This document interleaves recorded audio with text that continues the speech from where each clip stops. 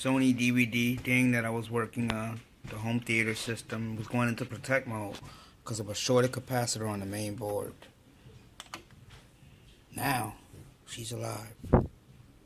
Just one shorted capacitor. I thought the power supply was bad, but it wasn't.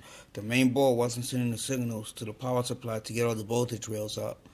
So after I figured out how to turn the power supply on, I right away knew that it was the main board. It's funny, a shorted electrolytic capacitor on the main board, and I didn't even use the service manual to look on the main board. I just started testing stuff. Be surprised. Such a high-end unit.